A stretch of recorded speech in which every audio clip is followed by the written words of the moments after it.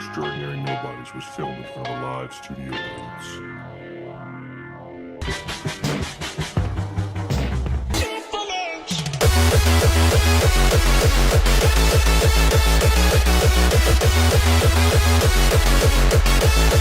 What's the plan? Do the whole running of the wires. Yeah, running of the wires. We don't have a topic? What is? I can't work under these conditions. No. I said, what is this? I'm the talent. I need notes. Well, maybe not notes, but a topic. What do you want to talk about? So yeah, we're just riffing. Well, if you want to talk about several things, first State of the Union. You didn't watch it. All right, let's talk about the State of the Union. I did watch some of it. You did? You ended up watching it after I shamed my top you? Priority. No, it had nothing to do with shaming me. It had everything to do with watching. It had everything to do with my shaming. No, watching on Twitter, seeing the Green Goblin yelling. I was like, "Ooh, what's she yelling about?" And then, oh yes, Marjorie Taylor Greene, doing a "you lie" thing. But no, but the State of the Union, it's way too long. It's boring because it follows the same goddamn format every fucking time, which is everything we did and everything we're going to do, and it's a laundry list of priorities. This is not revolutionary complaints, but they're valid. The reason they get brought up every single time is they're valid. And it's boring, and I watched it out of an obligation because, I'm interested in politics, and I felt I had to, but it's awful. And Joe Biden did as good a job as he could have. Can't you watch it the next day and it still has the exact same impact? Yeah, sure. Can I get clips off of Twitter as I'm watching LeBron James break the scoring record and be completely okay? The LeBron James game was much more exciting, which I didn't watch. I watched those clips on Twitter. But yeah, no, I watched it out of obligation. Stupid fucking bullshit obligate. All right, I get the State of the Union, right? But the State of the Union was so much more fun to me when I lived in D.C. and when I used to go work downtown, because when I ran a bookstore 3 blocks away from the fucking White House. So it was nothing to afterwards, you knew who was going to be where. You go to Elephant and Castle, or you drive down to the Exchange, or you go down the Capitol Hill and be on the Hawk and Dove and watch and play drinking games or anything with the State of the Union, because it was just a joke in the bubble of Washington, D.C. But beyond that, I'm home. Yeah. I'm watching TV. I'm doing shit. What the fuck? Back when in my drinking days, I agree. It was way more fun, but the State of the Union wasn't the draw. It was an excuse to get together with friends, play a goofy game, drink, and chat about politics. So that sounds miserable. If you're removing those things, I just don't understand why anyone would feel guilty and subject themselves 30 minutes in, I was on Reddit. I wasn't on Reddit reading about the speech. I was on Reddit just fucking dicking around. It's boring, but you got to listen to it because you got to see what's happening. And it drives the conversation for about 3 days. It really is. That's it. But yeah, Joe Biden did a good job as well as he could have. He riffed with the Republicans, which was wonderful. Showed that he wasn't a completely doddering old man, which is my big concern for re-election, as we've discussed before, and yours. Man is ancient, and that really concerns me for re-election. But he looked spry mentally and physically on the thing, even though he flubs his words. But he flubs his words all the goddamn time. He has a speech impediment. And so, yeah, it was as good of that type of speech as could have been. He got a political gift with the Republicans heckling him and him able to look like both the adult and have clever rejoinders. With Mike McCarthy, did you see Mike McCarthy was shushing his caucus? Yeah, from behind. It's always the most fun chair in the place. Yeah.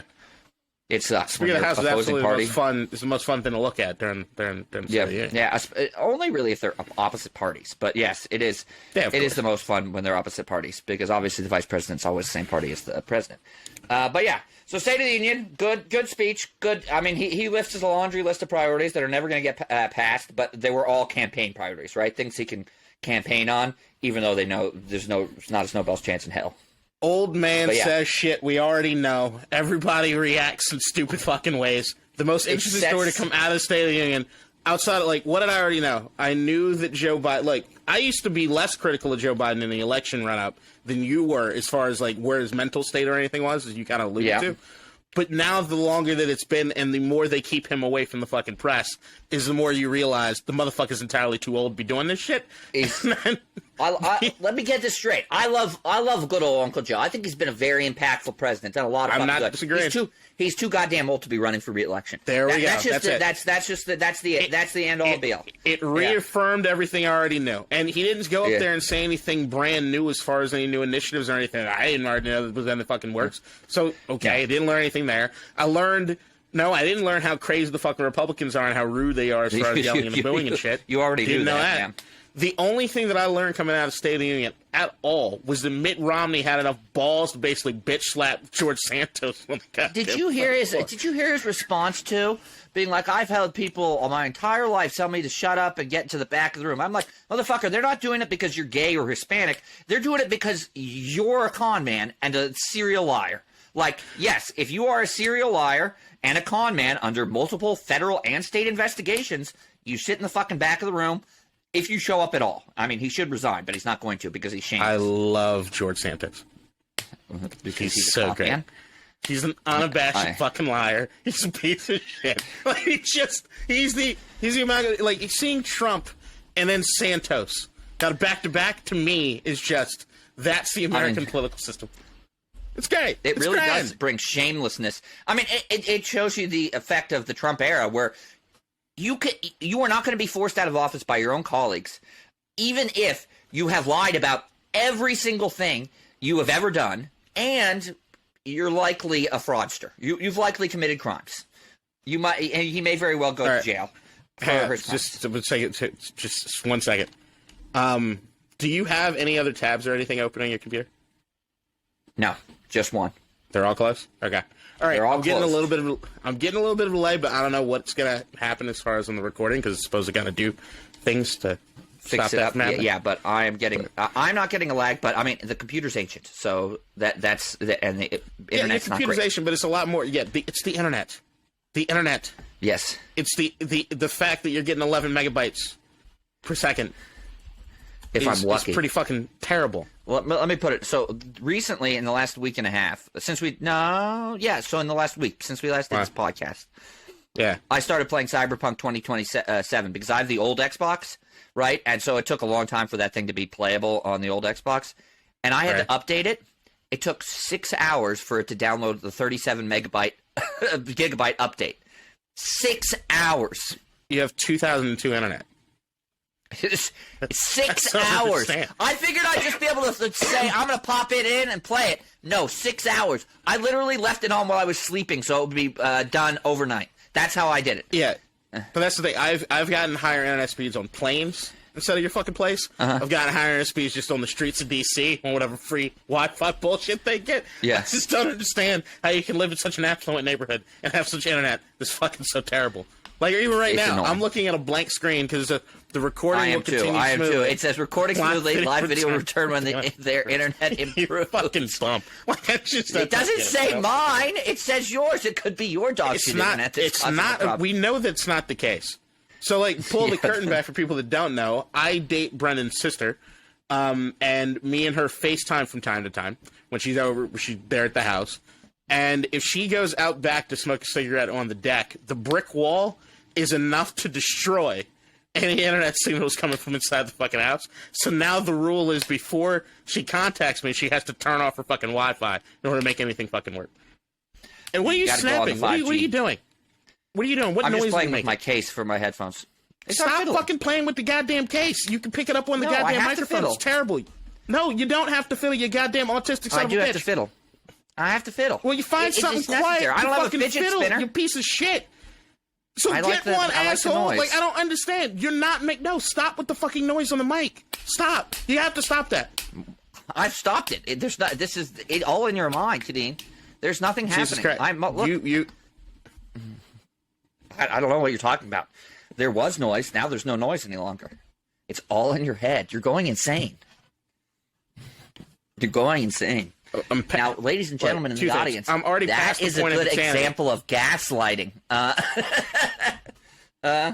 But number two, I smoked so much goddamn weed before I came to do this thing right now, which is why there is no topic today. We're just kind of I could have thought of a topic. What would my topic have been? My topic would have been. Well, honestly, I jumped into the politics. I jumped into the politics because that's important. I want to talk about the balloon. I mean, I know this isn't supposed to be a sports podcast, but I just really want to talk about. Damn you! Because see, that's the thing. There's so much no other fucking crazy shit that's happened. This is the biggest thing. You have other sports podcasts. I understand. Yeah, but because you're a lonely fuck, and all you do is sit with your thoughts, unless you're able to get them out with me, and I'm stopping picking up the phone because I'm telling you to save it for the fucking pod. Stop snapping, you dumb son of a bitch! I'll throw it over there. Yeah, Stop! I got rid of it. Jesus Christ! Okay. All right. But since you don't have me to let, because I'm like, save it for the pod. We got to fill a fucking hour of content. Exactly. I'm trying to make it more interesting. Just save it. And you don't use social media. You just fucking, you're a goddamn Reddit incel. Just fucking read these ideas off. I do 2 other fucking sports pods. I've told you you're invited. I told you one of those sports pods. If you want to talk about sports, no one I understand why this has to be the thing. I don't like social media. I don't think I'd be very good at it. And before we had this podcast, the only people who were required to listen to my insane thoughts were you and Lexi. And so now you have to listen to my insane thoughts on sports and politics and pop culture. But I don't really have thoughts on pop culture. So you don't even know anything about pop culture. So you just want to be like another shitty sports podcast that don't know as much as the former athletes or the goddamn analysts. Get the fuck out of here. Who don't spend full time doing the shit. No, knowledge in the podcasting game is highly overrated. Look at Joe Rogan. That man knows nothing about anything. He doesn't claim to do everything about anything. Exactly. He's not breaking down X's and O's and what the fuck happened as far as what he thinks is going to happen in sports. All he does, he talks about the shit that he knows, which is eating a bunch of fucking meat, taking steroids, and like questioning everything. And that's all he does. He just brings on guests who knows is smarter than him, and he questions shit. Smoking shit. Aliens. Yeah, that's great. It's great. That's a great show. But I'm not even trying to be Joe. I'm just saying that I always thought that it was most interesting as far as the banter that me and you have back and forth, and then we go from there. See what it is that goes some of our banter is about sports. I mean, that's just the fact of the matter is. All right. Before we go to sports, because we're going to go to sports, because we have the Super Bowl a couple days away, and outside of the Super Bowl being a couple days away, you're going to want to talk about the fucking NBA, which is all the time, most of the time. You're a fucking Wizards fan. There's nothing to talk about. Well, should we talk about the balloon? That's what I'm saying. I want to stay with politics for a second. So, Sleepy Joe, the balloon. He allows China to spy on us using a fucking surveillance balloon, and he's too pussy to shoot it down until it hits the coast. Yeah, this story's really deflated in recent days. Oh, Jesus, you piece of shit. Mm-hmm. You're disgusting. Yeah, it was gaining altitude for a few days, but, it's deflated. It's come back down to earth, you might say.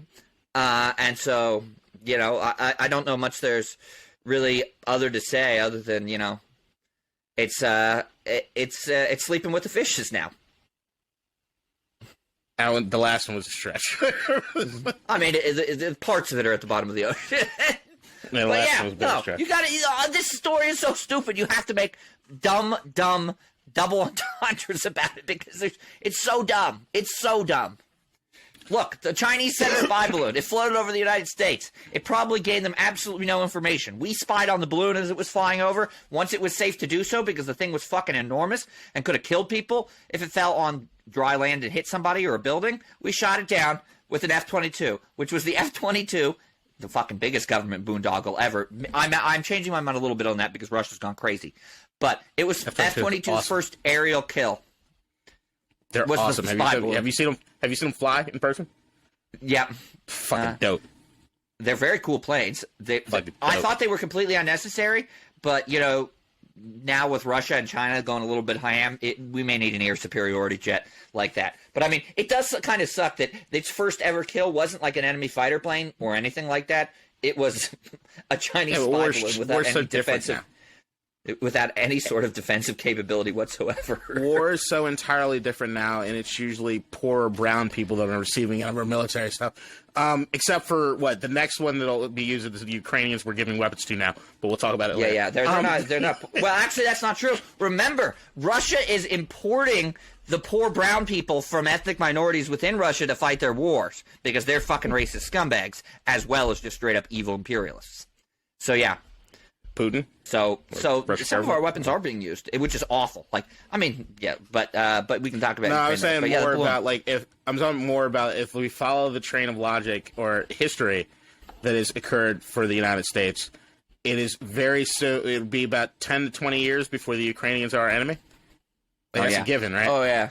Yeah, because we give them all the weapons to fight off the evil Russians, and then they become the Mujahideen become the Taliban, and religious extremists, the Ukrainians, become neo-Nazis. Yeah, that's the standard. We fund people, and they become our enemies. It's a good war right now. It's a good effort to support. We don't want Russia doing any kind of Russian shit, but no, I'm fully supportive of it. And I like Zelensky. We know it ends. But Zelensky's a democratically elected president, and you can always get somebody new in there that's not Jewish and not a neo-Nazi. Number one. Usually, anytime you're at the end of a conflict like that, usually the best thing is for whoever the leader was during the war to step aside and let somebody else kind of take the reins. Because usually, anytime you have somebody that actually fought the war, the more of a wartime president, and the wartime president, what they do, it makes them good at wartime, is what makes them really shitty at peaceful time. Historically, it's usually a good idea for whoever it is to get you through the war to just kind of, I'm just going to go do something else. Something. Right? Well, yeah, but what you really don't want them to do is take authoritarian control of the country. That sucks when that happens. You get all these powers through wartime, and then you decide, well, I don't really feel like giving these people powers back, so I'm just going to keep along with them. But Zelensky... Well, first of all, let's just acknowledge it's stunning that he's an excellent wartime president because the man is a TV comedian. He actually had a show that was about him becoming the president of the Ukraine as an actor. And it happened. Have you watched it? I've watched the first episode, yes. I haven't watched any more than that. And the only reason I watched the first episode was, of course, because I was reading about Zelensky in the lead-up to the war, and I was like, no fucking way. He's actually the president of Ukraine, and he had a TV show where he was an actor playing a comedian who became the president of Ukraine. I know, but I was saying I was so stunned when I read that on the internet that I couldn't actually believe it. You had to go back in time and take us through the quote that you read when you read the quote. Yeah. We had to be there. Life imitating art. Lived in. But we covered that. I'm pleased that the Ukrainians seem to be doing so well. I'm pleased that we're giving them more weapons. The tanks, I think, were big. I think we need to start giving them F-16s, and I think we start needing to give them the long-range missiles. Fuck Putin. He doesn't get to dictate what weapons we give him. I would have three rules for no weapons we don't give Ukraine. 1, no weapons of mass destruction. Duh. 2, no weapons that, if they fell into Russian hands, would seriously harm our national security, right? No secret shit. And 3, only weapons that the Ukrainians can use effectively. And you know what? Number 3 can change. We can train those motherfuckers on weapons so they can use effectively and send them over later. So yeah, those are my 3 rules. Putin doesn't get to dictate that we don't send him Tomahawk missiles because we're afraid of them expanding the war into Russia. Ukraine's already being invaded. If they have staging grounds in Russia, let Ukraine cruise missile and bomb the shit out of them. When everything was kind of unfolding at the beginning, I took a presence on my social media to really start moving the ball when it came to the Ukrainian situation. And I found out that a lot of my videos are actually being shared over there, which is nuts. And then became more of a logistical helper when it came to getting people to the border to try to get the fuck out. And during that entire time period, what I was doing when I heard that my videos were going out to Russia was try to convince Russian citizens. No, they were getting to Russia. Oh, they were going to Ukraine. They were going to Russia. Okay. Yeah. So the tone of my messages kind of turned from what it is to do to help the Ukrainian effort to what it was that I was hoping Russians were listening to the truth about what was happening. And then beyond that, if they went over across the border into Ukraine to just turn over their weapons because the Ukrainians weren't going to hurt them. And they would more than willing love to take them as PWs or whatever and basically return them home. They'll pay them. Right. If you give them... So that was a big portion of everything that I was doing at that point. But after here, I'm wondering if I'm even allowed to say this shit. Talking about the Chinese balloon thing, and then leading into the Ukrainian situation with Russia. We're doing a foreign policy episode. Woo! Is this what, I don't mind.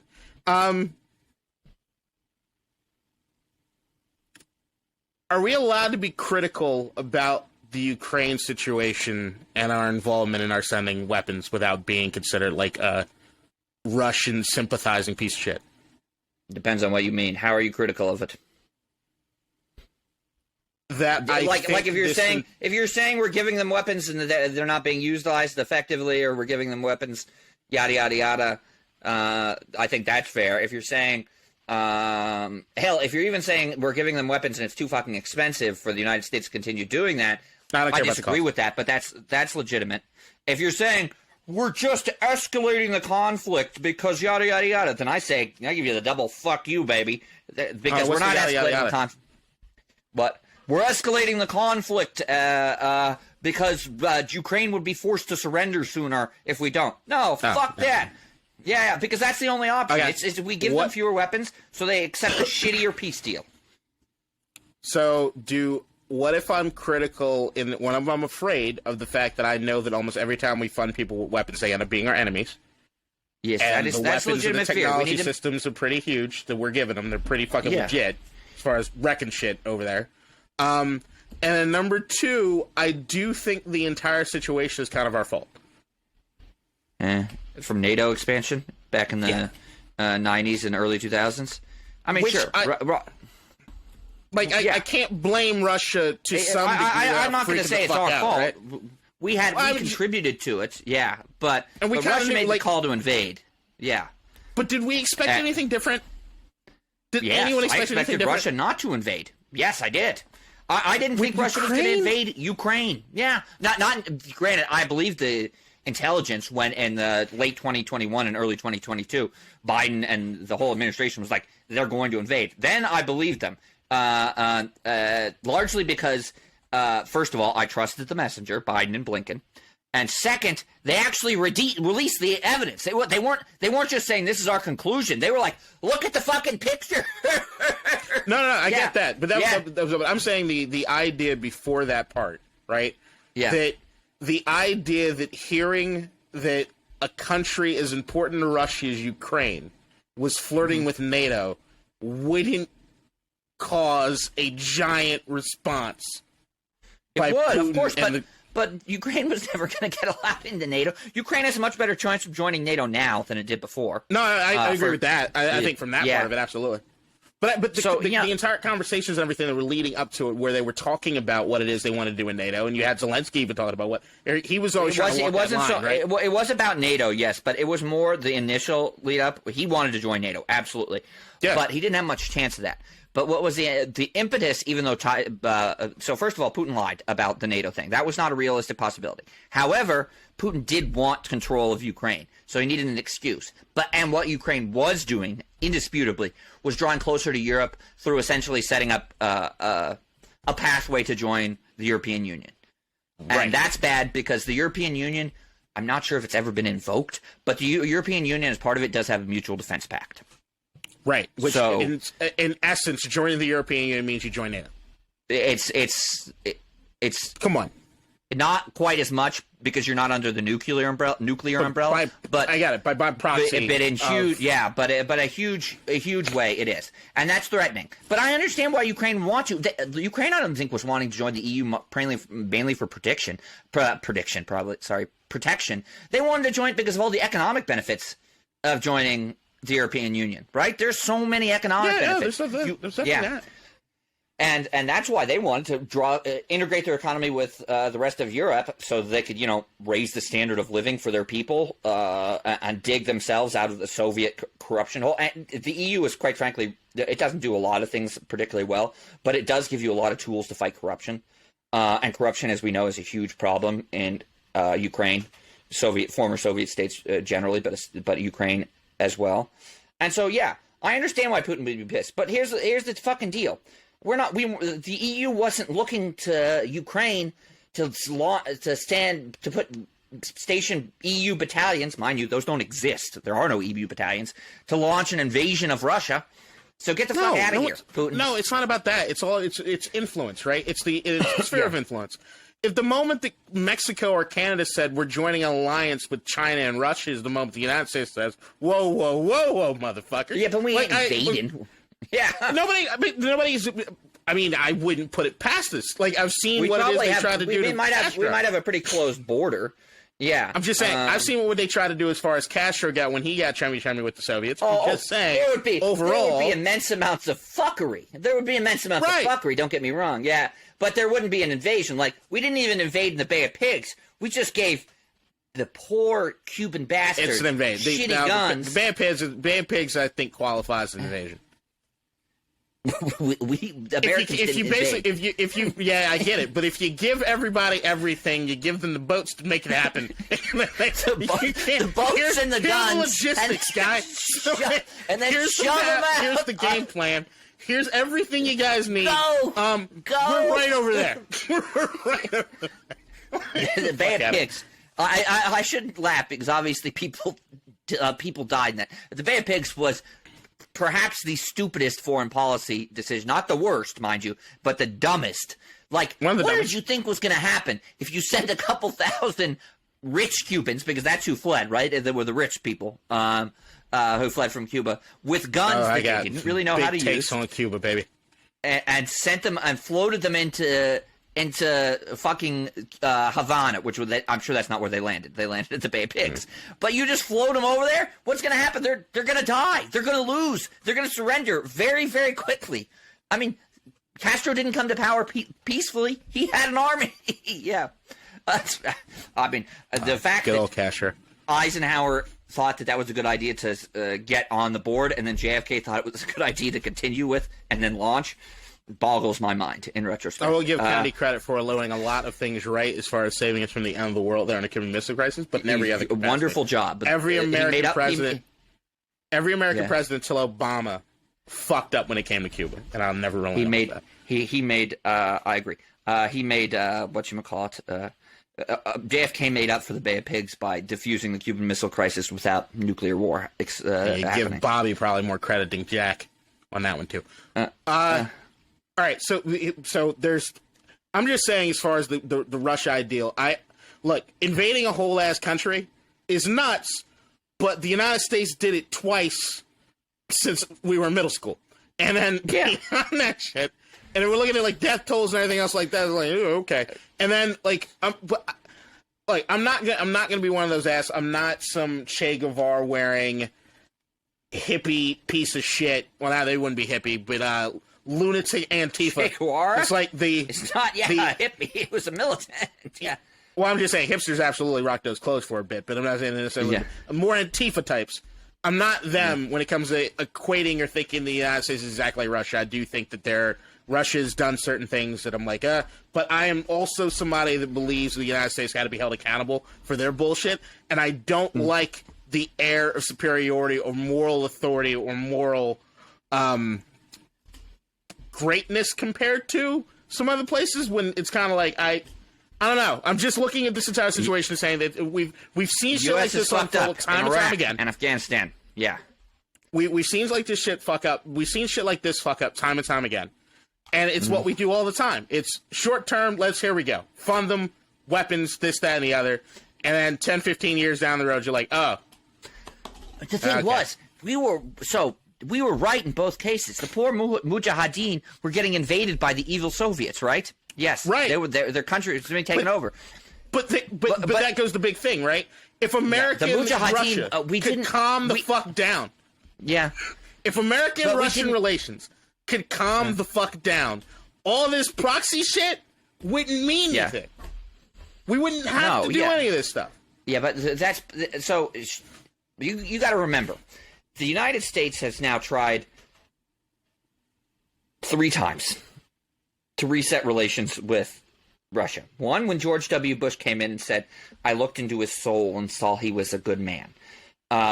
2, when Obama came into office and was like, "We're going to do a Russian reset to try to cool the temperatures." And then Putin, and then when Donald Trump, Putin's little lackey, got elected when he essentially decided that he was going to let Putin do whatever the fuck he wanted. And all times, Putin just fucked it up. Putin invaded Crimea, invaded Georgia. So he screwed it up. Yeah, he screwed up the George W. Bush thing when he decided to invade Georgia. He screwed up the the Obama thing when he decided he was going to invade Crimea, right? He just screwed it up every single fucking time. And then he screwed it up even more when he did the interference in the 2016 election. I'm sure he interfered in 2020, just wasn't as effective. There's no getting around Putin's a fucking psychopath. Yeah. But there's one thing as far as saying we're going to reset relations with this country, and then in every other conversation, Ukraine wants to join NATO. We just think they should be able to do what it is they want to do. You know, I mean, I don't know. Like, personally, there's a difference there. Personally, I think at this point, after the war's over, I'm not opposed to having them join NATO. I was very opposed to it at the beginning. Like, I was like, no. Oh, no, now there's a point of return. But now I'm like, okay, I understand. Yeah, I'm like, I understand why that's pretty important to you guys, considering we just had a war. You're in the middle of a war where hundreds of thousands of Ukrainians, we have no idea how many, have died. And way more than that displaced. Millions displaced. The only thing you want as a country is to have good economic relations with the United States of America. That's it.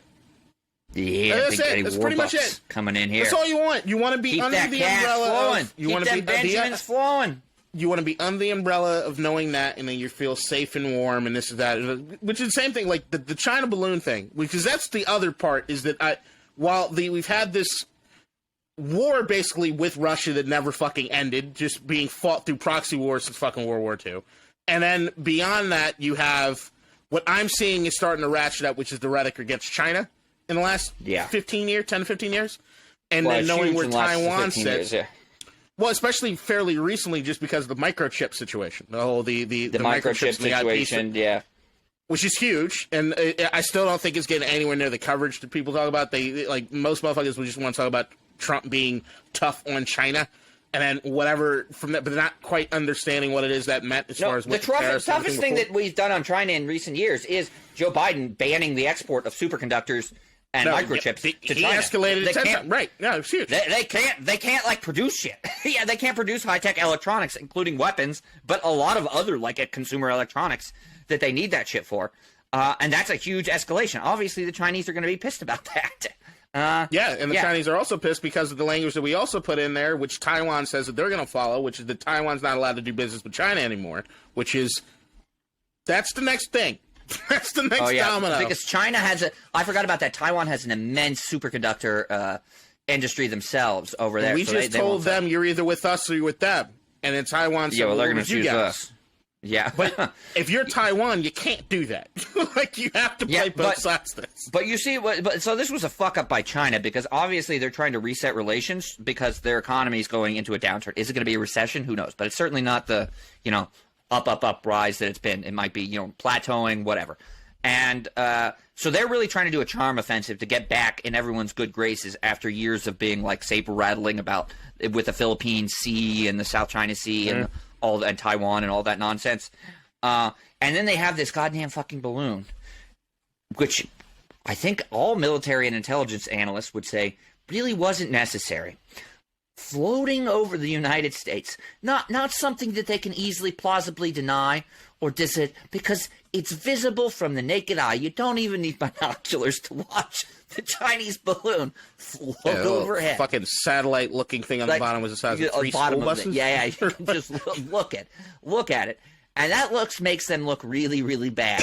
And when the United States finds about it and releases it publicly that they're having this spy balloon slowly float across continental United States.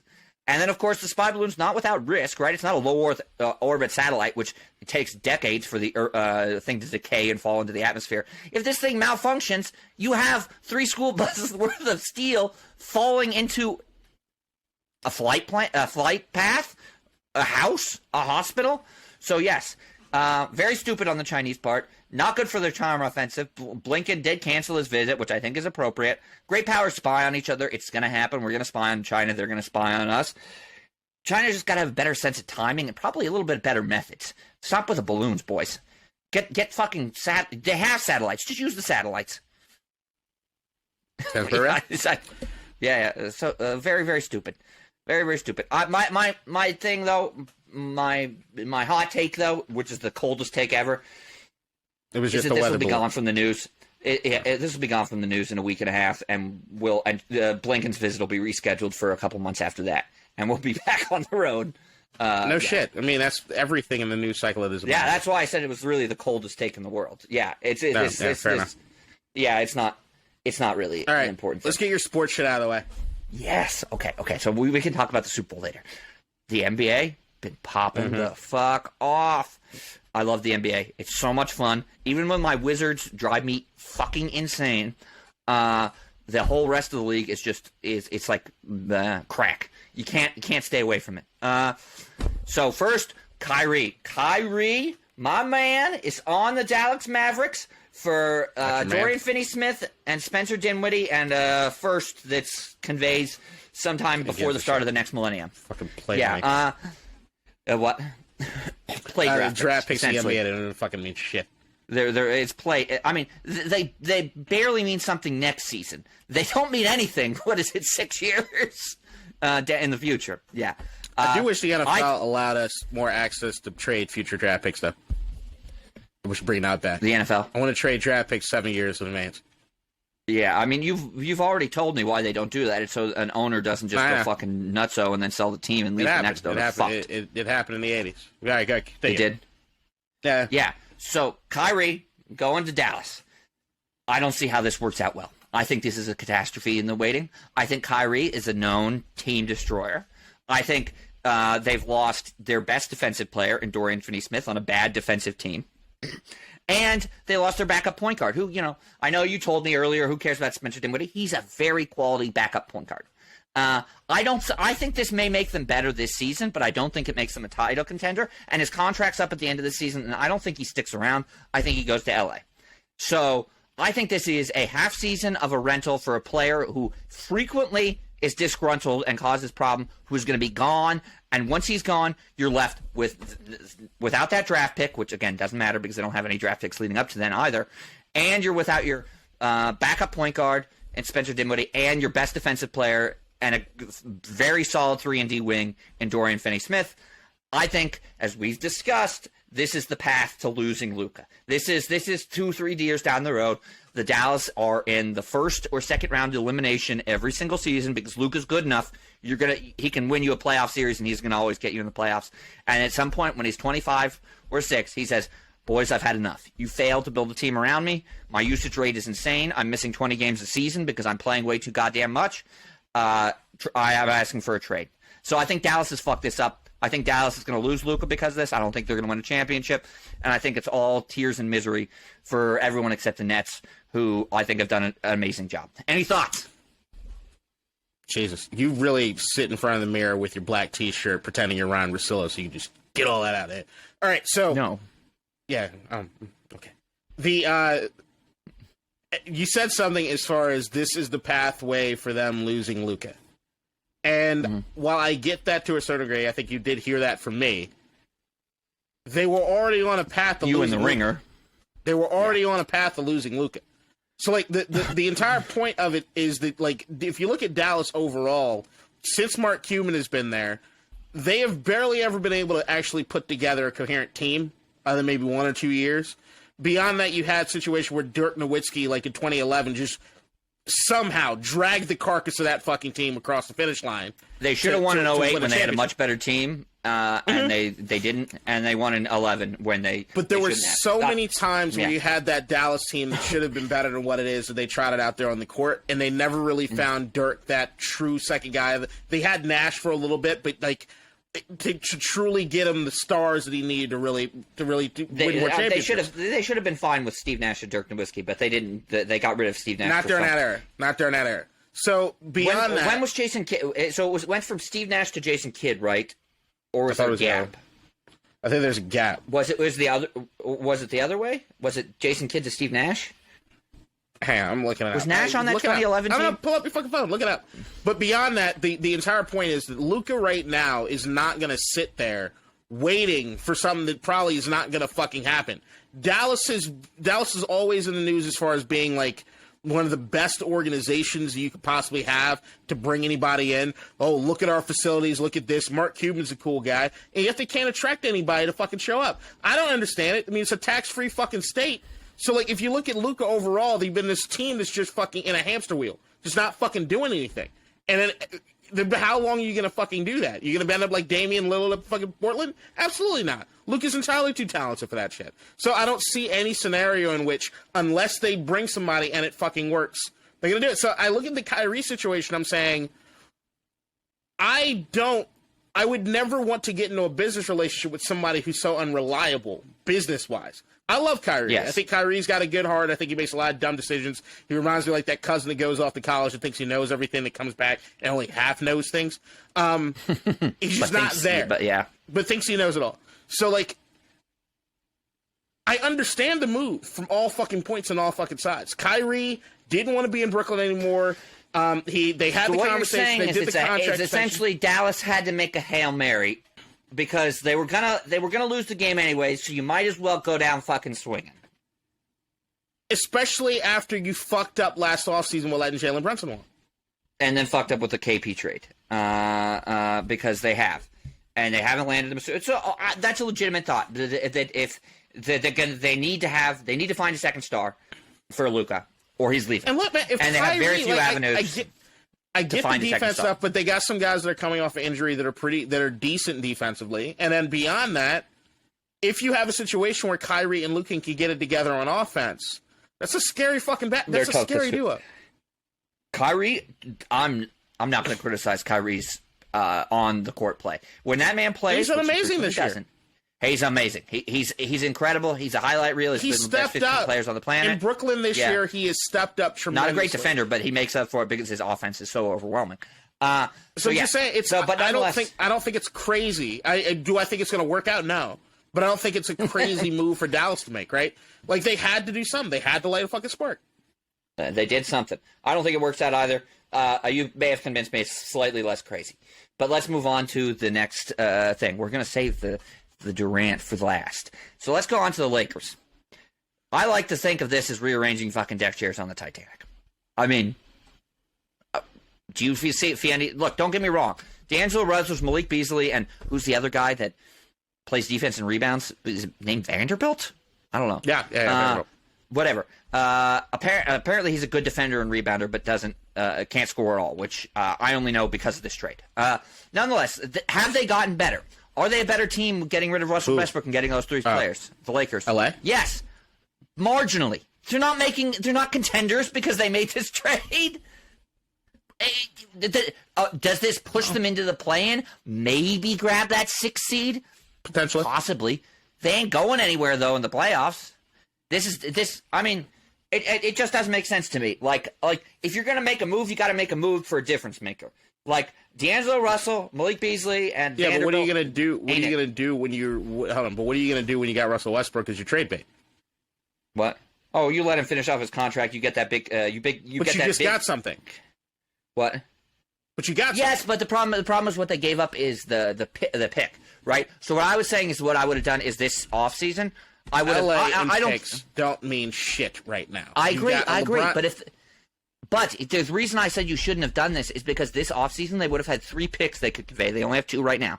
They could convey 3 this offseason and try to make a trade there. Because those picks are thought to be super valuable amongst the league because they're all going to convey after LeBron James is like 45. So everyone assumes the Lakers are going to be dog shit.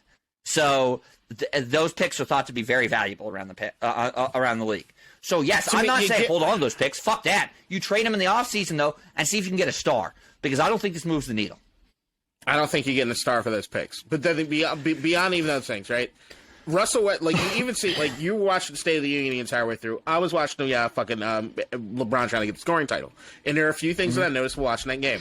Number one, Westbrook was playing his fucking ass off, but he was also doing some shit that was a little crazy. Like, if you heard Durham, the coach, and Russ got into it. Yeah. Because Russ took forever to get off the fucking court. There was this awkwardness. There was free throws being shot, and Russ was supposed to get out off the court, and he almost took his time and almost got to delay a game. Like, in the sense, like, he was just And even the announcer's like, we don't know what Russ is doing. He's surely taking his time coming off the court, which was weird. And I don't know if you've seen the photos, but I had a lot of fucking money riding on Anthony Davis in that game. I lost a lot of fucking money. Didn't he score like 10 points and do fucking fuck all? Nothing. But then if you see the if you see the video or the picture of when LeBron breaks the scoring title, everyone else is screaming, yelling, and cheering.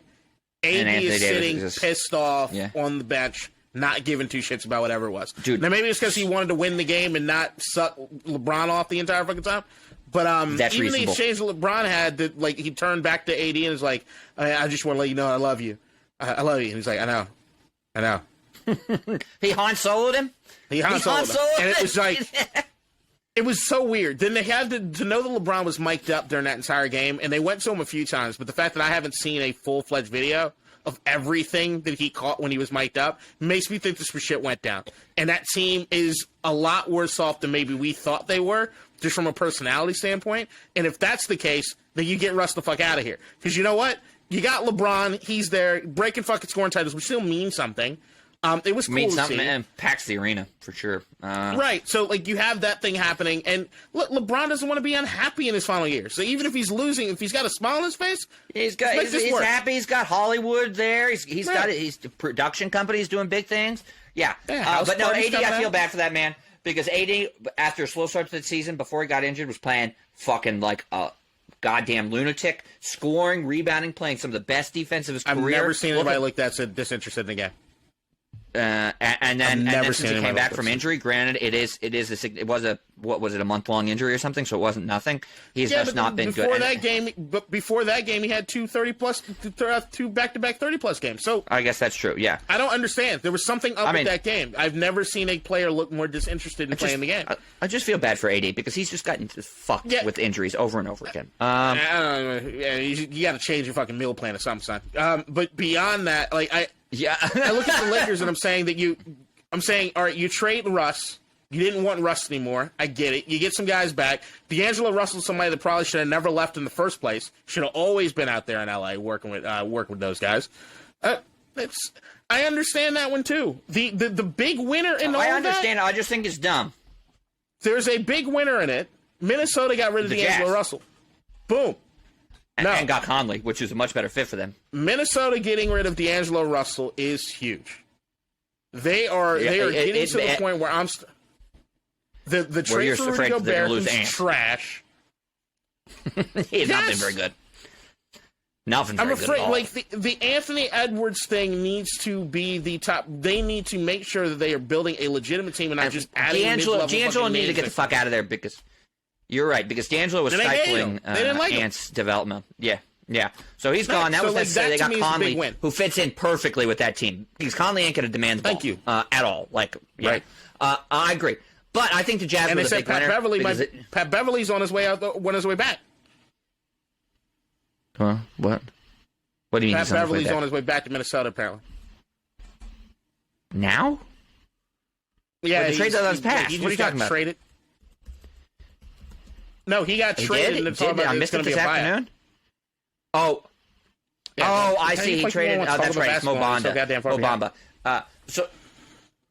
I forgot. It's because I was out. Mo Bamba, but Patrick Beverly, I mean, statistically, he was beyond awful this season, so I'm not really sure how that's going to go. Like, let me look up his stats, but they were truly horrific it's attitude. This season. Let me see. It's attitude. I guess it's attitude. Minnesota right now. Rudy Gobert is a punk. Karl Anthony Towns, while I feel for him in his personal life, there's no reason you should be that fucking big and that fast and not be able to do shit. It's ridiculous. He doesn't play with any like dog in him. And you have Anthony Edwards is kind of there, but he doesn't strike me as a leader. Horrible tragedies he suffered from COVID. No, he's not a leader. Even before that, he's nice. He's like a nice had a hard dude, life. but he's a nice guy. But he's not. But what I'm saying is Anthony Edwards is not necessarily a leader either. But I think that when you have a guy with an attitude, a Pat Beverly, Edwards. You remember when Jimmy Butler was there before, in the sense of he was a leader that nobody wanted to hear from, right? But if Anthony Edwards is on the same team with Jimmy Butler, I think that works. as far as their dynamic. Well, hopefully. And I also think a lot more has to do with psychology and basketball than anything else. Yeah, he's right, what else the team has enough talent that they should be able to do something. Okay, we got to get to the big news. Kevin Durant, a member of the Phoenix Suns. The Phoenix Suns traded every pick they have from now until the end of time. Cam Johnson, Bridges. Who else did they give up in that trade? Crowder, and was there a fourth player? There's Johnson, Bridges, Crowder.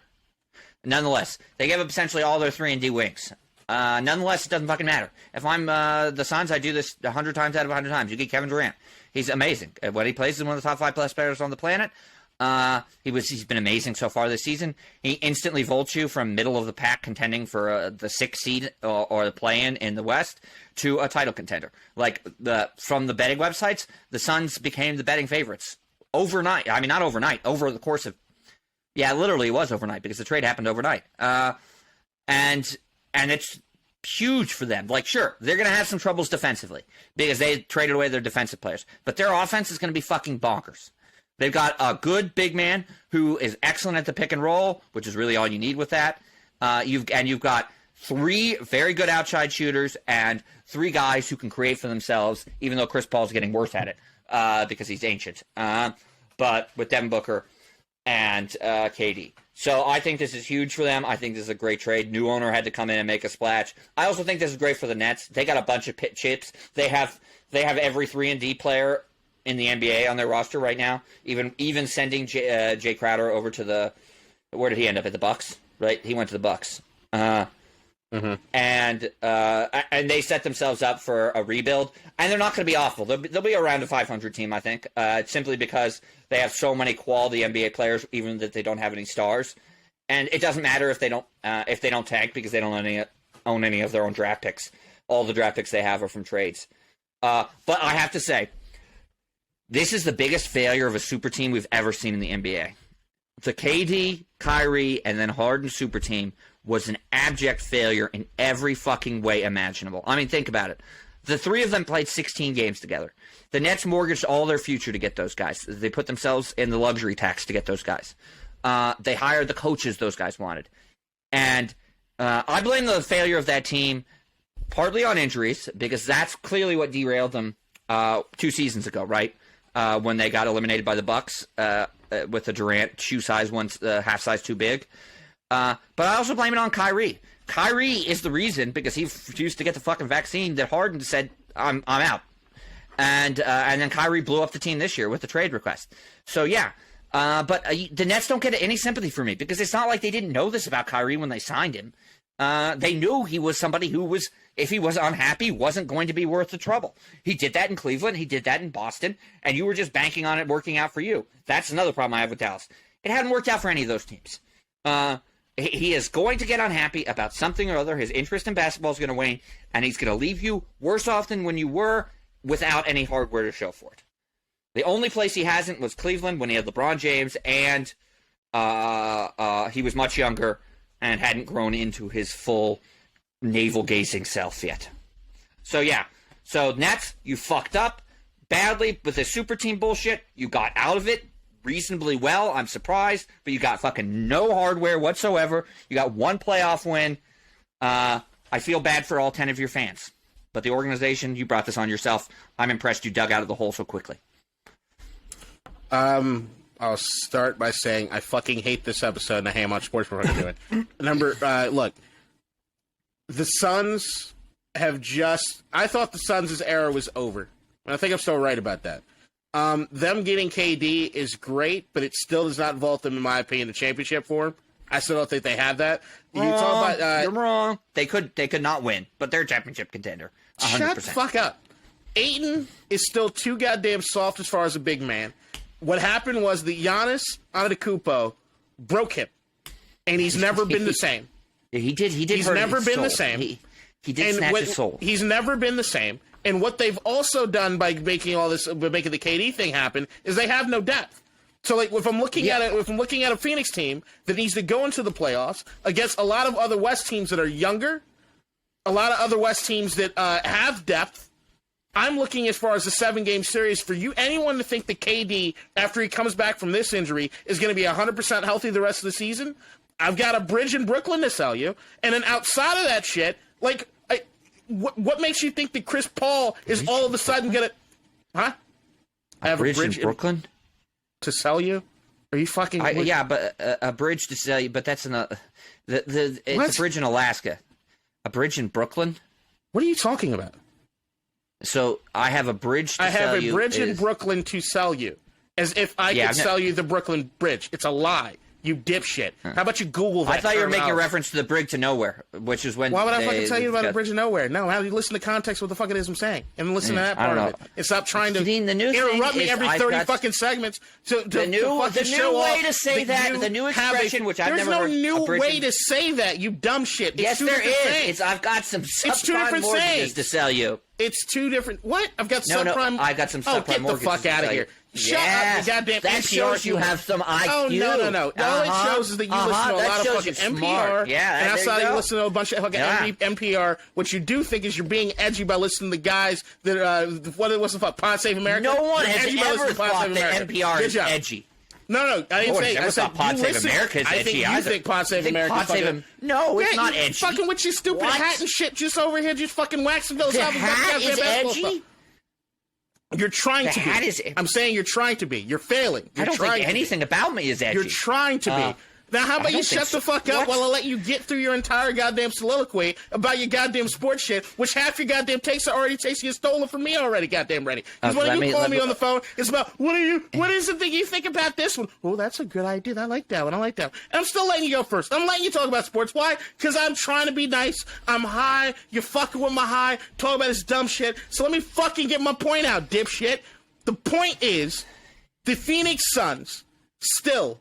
As in every fucking season that starts in the NBA calendar, you have 4 teams, at most, that are true contenders. And no matter what the fuck happens during the course of a season, outside of injury, it doesn't change. You might think it changes because you watch a bunch of ESPN, because you watch a bunch of shit and you get excited about a trade that happens. It doesn't fucking matter. And at the end of the day, we know Chris Paul's record when he gets into the fucking playoffs. We know KD is only getting fucking older and more fucking gimpy. And we know Ayton can't play fucking big man. So, while I get it, all great things, KD in the fucking West, it doesn't mean anything really. Now, even beyond that, if I look at Brooklyn, you can say it absolutely. One of the biggest failures as far as any franchises ever when it comes to building a team. They had 3 guys play 16 games together. I'm even surprised it's 16. I thought it'd probably be maybe sub 10. But even with that, Brooklyn right now, looking at all the tickets they were able to sell by having one of 3 of those guys on the floor at any given point in time, in a town that already has a basketball team, regardless of whatever Brooklyn does, there is a team that might suck more, but will always be the team for New York. Yeah, of course. They get the owner in Joe Tsai, who's in there, and he's starting to make his bones in this, that, and the other. They are primed right now. The fact that they had to mortgage everything they gave up and then be back in this position, Brooklyn looks awesome. And then also, nobody thought fucking Cam Thomas looked like a fucking stud maybe, or he's the next Jeremy Lin, who knows? But he looks amazing. That's the thing. It's always a flash in the pan. But regardless, they have picks, they have young guys, they have guys that are gritty and want to go fucking play. The Nets are in great position, considering all things considered. And they still have more things to trade. They dug out of the hole. Yeah, they dug out of the hole. So, yeah, you're right. They have more things to trade because they have more 3 and D players than they can possibly play, which is a good position to have since those are, besides stars, the most valuable player in the NBA. Which, to me, if I'm looking at them, I'm actually saying that Brooklyn, to me, is showing me the blueprint. The blueprint is overpay for as many goddamn big stars as you can. Either play together to work out for you, or if they doesn't work out, trade them the fuck off for every asset you need for the future. That's it. Or you can do the Wizards model. Sign overpay players to enormous contracts and then never trade them away and fail. Things that work. It's awful. Things that work. Okay, but that's the NBA talk. It's awesome. Trade deadline, so much fun. Super Bowl picks and preview. We got to do that. The fuck was that hand movement? The hand movement was to fucking doing jazz hands. Let's keep this moving. Let's keep it moving. Motherfucker, I gave you free reign. What do you want to talk about next? You've been leading this show. Yeah, Super Bowl picks. Let's go. Should I start? Preview. It's real simple. I'm rooting hard for Kansas City. I was born in Kansas City. Left there when I was won, but my family is from northern Missouri. They're all Kansas City fans. I don't think they're going to win. I think Kansas City has a big advantage because Patrick Mahomes is by far the best quarterback in the NFL. He's fucking amazing. But I think at literally every other position group except tight end, Kansas City has an advantage at tight end and quarterback. Everything else on that roster, including special teams, is all Philly. And I don't think the gap at quarterback between Jalen Hurts and Mahomes, which is a big gap, don't get me wrong. I don't think that gap is wide enough to make up for the fact that at every other position group except tight end, Philly is just fucking better. I don't think Kansas City is going to get blown out, by the way. My score prediction is 31-23. Philly. Ooh. I'm picking Kansas City. Now, the reason I'm picking Kansas City is because of one guy and one guy only, which is Patrick Mahomes. And in any time that you get to a dance like this, I'm going to pick the guy who's better than everybody else on the field, who plays the most important position on the field. So if I'm looking at it from a Philadelphia standpoint, everybody keeps talking about the pass rush, right? What it is they do defensively. The receivers. I'm saying mainly off-ball linebackers, the better offensive line. Up. You already said what it is you said. How about you relate to what it is I'm saying? I'm saying from Patrick Mahomes' standpoint, what is directly impacting Patrick Mahomes from the Philadelphia side? The pass rush from the cornerbacks? Thank you. Shut the fuck up. So when it comes to the pass rush, the Philadelphia is able to come up with, there's a combination of what they do that makes them successful at pass rush. It's because but did you know Philly has the best offensive line in the league? Huh? Did you know Philly has the best offensive line in the week? According to who? It wasn't. Who was it? It was some ESPN article I read. Yeah, no, I'm not even agreeing with that one. So, okay. The defensive line, when it comes to Philadelphia and the success that they get with guys like Hassan Reddick, is predicated on the fact that they also do a hell of a job when it comes to what it is they're doing in the secondary, which those things a lot of times work hand in hand. You ever heard anybody like a coverage sack, right? The thing is, when it comes to Patrick Mahomes, is that if you actually look at the most success that he has, the most success he has throwing all season long has been when you pressure him. He's so far beyond what anyone is doing as far as from a pressure standpoint. If you look at time to throw, when it comes to Patrick Mahomes, actually the more you do that to give him less time to throw, the worse it is for you on defense. It's this weird fucking dynamic. It's the Mahomes thing that I've been talking about for 2 years now, which is why I love when Tyreek Hill had to actually leave him. He has to go through the progressions and make the right decision. When it comes down to it, Patrick Mahomes has struggled at one thing more than any other thing. If you give him enough time, he'll overthink it. If you give it enough time, he'll what? He'll play. I mean, yeah. If you give him enough time, he'll play hero ball instead of taking the safe 5 to 10 yard completion. Now, here's the thing: even when he does that, he's more successful than anybody in the history. Anybody in the NFL. The thing is, he can pull it off. That's why still pull it off. He's been so good. Yeah, but that's the thing. If you're looking at where it is that there's a drop off in Patrick Mahomes, is when you give him a lot of time. So if you look at the teams that have had the most success against Kansas City all across the year, they're actually teams that only bring 3. Look at what Cincinnati was doing when it came to Kansas City. They were barely blitzing. You have 3 guys you drop everybody back out some coverage, and you try to make it work that way. Now, what I have heard a lot as far as the Philadelphia Eagles standpoint is because of that pass rush in the relationship to the secondary, right? The pass rush is getting stuff done. The defensive line is getting stuff done at a higher clip than the secondary is. It's making the secondary look a little bit better than they are. It's one thing you're hearing a lot of the wide receivers. You're hearing a lot of wide receivers from San Francisco saying, yo, we really thought we had some stuff that we could exploit with these guys. Because of what happened at quarterback for the 49ers, we weren't able to do it. And everybody's talking about how they're talking shit around it. It's like, no, man, like Kyle had us have a game plan. We thought we were actually going to be really successful with this. I look at Kansas City and I say that is going to be the decision. That's the deciding factor in this game. I think what they try to do is what everybody else thinks you're supposed to do, which is have that pass rush and rush them. And I think Mahomes is going to have enough magic to make shit happen to make it. And like at the end of the day, if you give Mahomes more shots to do it, he's going to make it happen. And that's the only thing I look at. The combination of Mahomes to Kelsey is the best combination of anything in this game. And I'm relying on that to get a championship. Yeah, I mean, that's the 2 positions that Kansas City has an advantage on. And if they win the game, I guarantee you, but this is not going out on any limb at all, that it'll be because of Mahomes and Kelsey. Like, that's not a tough prediction. And I'm hoping you're right. I'm hoping I'm wrong. Fuck the Eagles. I don't want them to win. The Eagles fan, I don't hate them as much as Mr. Commander's fan over here does, but they're still violent scumbags. and my family's primarily Kansas City fans. So go Chiefs, go beat the Eagles. I just don't think it's going to happen. That's where I thought you'd yeah. go with this, because of how the only reason you're a Packers fan is because your dad was a front-running kid, and you're following your dad as a front-runner who barely knows anything about the sport. Yeah, that's true.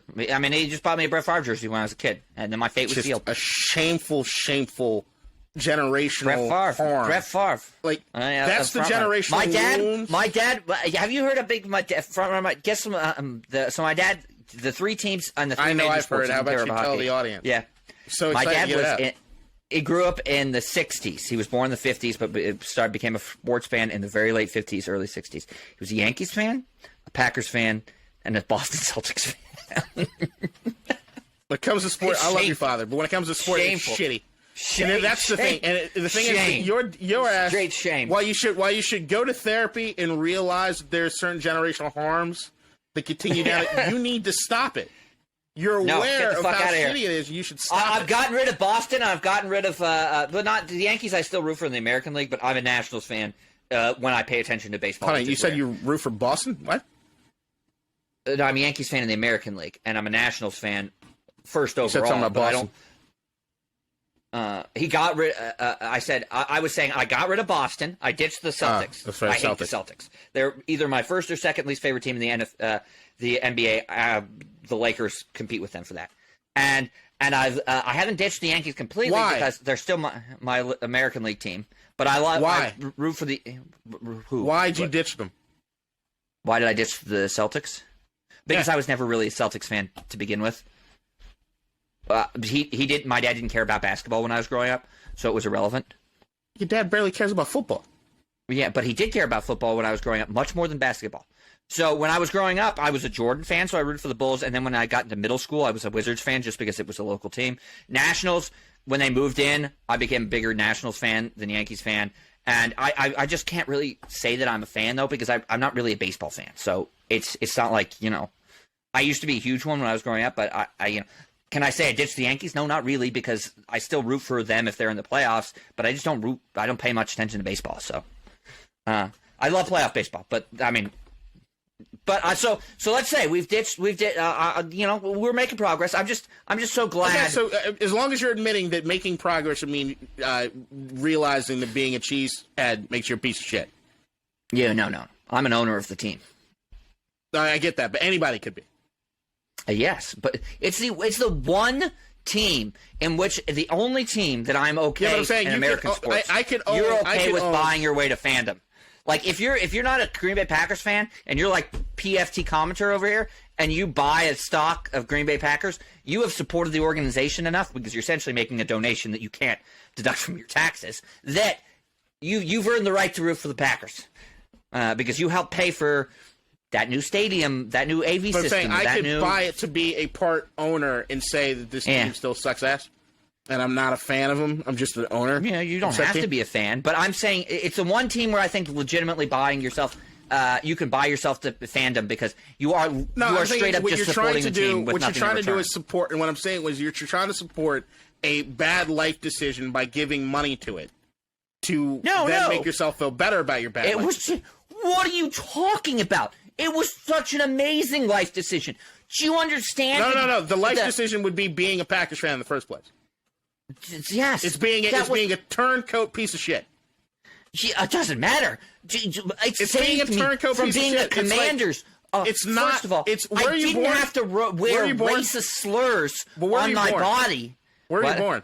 Kansas Where are you City. born? So you're born in Kansas City. Yes. Where's you raised? Raised in D.C., right? Got it. Yes, since I was Right. You spent 4 years in Wisconsin to go to school. Yes. And how far away was Madison from Green Bay? Madison to Green Bay is about a 4-hour drive. 4 hours away. How many times did you go to Green Bay to visit when you were in Madison? Once to see if a Packers game. Got we saw the Lions. How many times have you been to Lambeau? Once to see the Lions game. Yes. Got it. So you born in Kansas City, raised in Washington D.C. Your father's a front runner son of a bitch. You realize across all of the lines, I'm doing right by shedding the Celtics. I'm doing right by shedding the other teams that he was front running on. Right. but I'm not letting go of my Packers fandom. And then outside of that, to make yourself feel better about said Packers fandom, you then spend $300 to give yourself an excuse to feel better about the terrible choice you made being a turncoat son of a bitch. No, I spent that $300 so I could make terrible jokes. So feel better about not being a piece of shit. But I mean, no, you do it. Let me tell you, I'm not a piece of shit, motherfucker, because it saved me from being a Commanders fan. It rescued me from a fate worse than sports death. It saved me. Right. It's like, yes. Yeah. Think of me as an immigrant. I left my abusive, terrible, war-torn country. Piece of shit country. All right, Trump. All right, Trump. That's what the Commanders fandom is. It's a shithole country. but like Maximus, played by Russell Crowe in Gladiator. Yeah. I am a man, and I will fight for my fucking city. I will fight for this kingdom. I'm gonna fight for me and what I stand for, motherfucker. I ain't turncoat and running. I ain't running.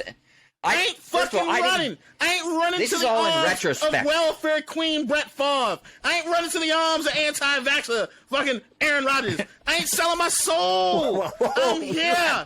I'm here. Anti-vaxxers on the the Commanders. No, but yes, I mean, I didn't even make that decision. I'm just happy that it happened because I was raised a Packers fan, so my fandom was set, and so I didn't make that decision to cease to become a Packers fan. Now, if I had the decision to make, would I have tried? If I had a connection to the Green Bay Packers, would I have made it? I hope so. I don't actually know, but I definitely hope so because I've seen the pain and misery that you go through. The only part about you that makes you a Packers fan is you're a turncoat son of a bitch. That's the thing that drives you. It's so much. I'm an owner. I'm an owner. You're an owner of a piece of paper. I get it. I'm an owner. I have legal rights. I get to vote. I get it. If I could waste $300 to buy one, I would, just to flex on you. But I'd rather spend that money on sports You'd be supporting the team. Or food. I agree. You should do that because the Packers need a new AV system. I think if I get two pieces of paper, am I more of an owner than you? Yes, you are. You can say you're more of an owner than me if you get two pieces of paper, and you will help put on the new AV system. I think the stock sale is closed up. Does it have to be like your legal name on the document? Like, is your name on it? Yes. Can I do it in the honor of someone else? Because yeah, you can buy it for other people. Yes, you can. Yeah. Can I buy it for an organization? Because organizations and companies are people too. I have no idea. I assume so, but I'm not sure. But you got to remember, you can obviously buy normal stock for an organization. I want to give 2 shares of the Green Bay Packers to ISIS. Yeah, they probably would have a problem with that. Yeah, I'm just saying. I'm going to guess. If you wanted to gift it to, like, United Way, they'd probably say okay. I want to buy 5 shares for My Pillow. My Pillow. The company? My Pillow? Yes. You want to give them to the lunatic? I want Mike Lindell to be 5 times the owner of you. Of the Packers. Okay. Honestly, so when Dan Snyder's gone, gift him to Mike when Dan Snyder's gone, which is happening, right? Dan Snyder's leaving. So, like, the only source of my pain being here in Washington is going away. And you know why that feels good? Because I ain't a turncoat son of a bitch. And I rode through, and I'm seeing the end of the road. It's legit so earned experience. It's an earned experience. Put it like this. Beating cancer has to be an amazing feeling. It has to be so wonderful. You know what's better than beating cancer? Not ever having fucking had cancer in the first place. No, but the thing is, it's like, yeah, I get it. But it's like, instead of being there, right? And the cancer thing, if you know you're going to beat it, right? So we know we're going to beat it now. But it'd be like if you were in a household with your family, right? Mm-hmm. And you knew the cancerous spores were there in the house. And instead of saying, okay, family, we're going to try to work this out, or we're going to try to you turn your back on your family, your home, mm-hmm. and went to run down the street to the other house that might have somebody that's got a barbecue out back. Because you said, fuck that house. Now, when your family, when your family realizes it comes to the end of it, says, hey, guess what? The cancer's gone. The cancerous spores are gone, too. Our house is lovely. And now your house is about to be lit on fire because you ain't got no goddamn quarterback. No, motherfucker, you ain't got no goddamn quarterback. So that's about to be on fire. you could have left the cancerous spore house too.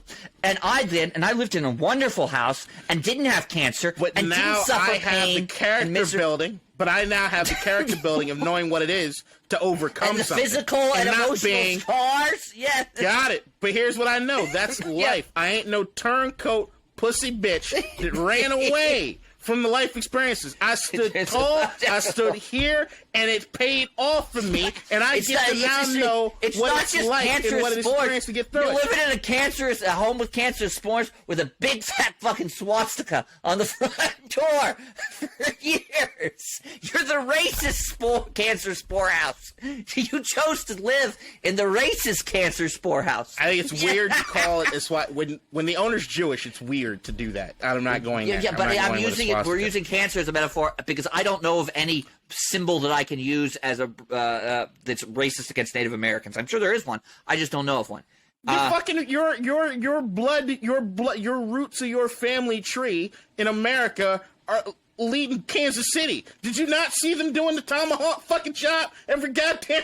Come on, man, fuck Yeah, but I'm just saying. I'm not a Kansas City fan either. I get it, but I don't understand. I get it, but here's the other thing. You talk about The Redskins and tomahawk all that chop kind of fucked shit. up too. All I'm saying, from a performative standpoint, you didn't give two shits about the name Redskin. All you did was wanted to dunk on Washington fans in the area about the thing. So shut the fuck up. Fair. I don't want to hear your bullshit. Fair. I don't want to hear your shit. Like, But you give two I shits don't want about to hear Native that Americans. bullshit about talking about how leaving the racist cancer house somehow has made you better. You chose. It is, No one it forced has. you in the racist cancer the house. cancer's You gone. chose to stay. You chose The to cancer's stay. Yes, gone. you I do stay get credit with for my taking family. down. I'm Vin Taking fucking down the Diesel. racist memorabilia Family and getting above rid of all. the cancer. Family But above all. I you am do with pay my a price family. for I'm 30 here at years. home. For Yeah, but 30 I years don't choosing to turn- I live in the don't racist turn- cancer's house. I don't turn my back on those that I'm with. They're me. They're don't with turn me. They are your part back of me. On the other people who chose to live in the racist cancer No, house. You got to stick with it. You slid into Big Brett's fucking barbecue down the street, and now you're like, okay, now Brett, he done sold the barbecue to go make sure he done took all the money from the sold barbecue to make sure he didn't give the poor people, or he basically robbed poor people. So that's Brett's house. No, now, yeah, right? that's a terrible metaphor. He stole Whatever. money from the poor people. I'm still hot to build a But- volleyball but arena. I'm still hot. Yeah. So you got Brett that's down there who he left the house a little kind of shitty, but then you had Aaron came over, and Aaron's been doing a pretty good job keeping the house in order, right? I mean, 2 Super Bowls over the course of how many goddamn years? Kind of a failure to me, but whatever. The How many idea do you you have? had Aaron in there. How many We does the didn't have a racist quarterback. cancer house have? We didn't have any Hall of Fame quarterbacks. Of course not. So- No quarterback wants to live in the racist we didn't have cancer any- house. We didn't have any Hall of Fame quarterbacks. It's a little different when you have them and you only get one, or you only get it's One weird. apiece. One apiece. Yes. I would love to have one more. apiece. Yeah, yeah. You get go 40 ahead. years of quarterback play at a Hall of Fame 30 level. years. 30. 93. Okay. 30 years. Yeah, 30 years. It's 93? I thought it was a year before that. I thought it was 92. It was either 92 All right. or 93, but that doesn't matter. 30 or 31 years. 30 years. You get 30 years of Hall of Fame quarterback playing 2 fucking Super Bowls. Pieces of shit. Last of Us, episode 4. What'd you think? It was good. It wasn't nearly as good as the other ones. It was a setup episode. I feel like it was way shorter, and it did good work building the relationship between Joel and Ellie, but it was very much like, let's set the stage for the conflict with Kathleen. And talking about Kansas City, the gang / rebels who control Kansas City. I'm very excited about where this is headed because I played the game. Won't spoil anything. I will say this episode was very true to what was happening in the game. The whole ambush scene was dope as fuck. And that was a great scene. Damn near yes. shot for shot as far as what happened in the game. So that was cool as shit. Also, entertainment outside of The Last of Us. I spent $30 on a movie this last week, that I had to see, and it was Puss in Boots: The Last Wish. And I will tell everyone that'll hear me, you should do the same. It was fucking great. Puss in Boots: The Last Wish. Great time. I may I wasn't going to the theater because I didn't want to say I wanted didn't look like a child toucher, so stuck with it. Yeah. Online. So good. So the entertainment section was short, but that's because we had to cover sports. Super Bowl week, NBA trade deadline was popping up. NBA trade deadline, one of the most useless days of the year. My phone blowing up non-fucking stop for things that don't happen. Most fun day of the year. Sure, most of it doesn't matter. Still super fun. This has been another episode of the Extraordinary Nobodies. See you next week. Bye. Bye-bye.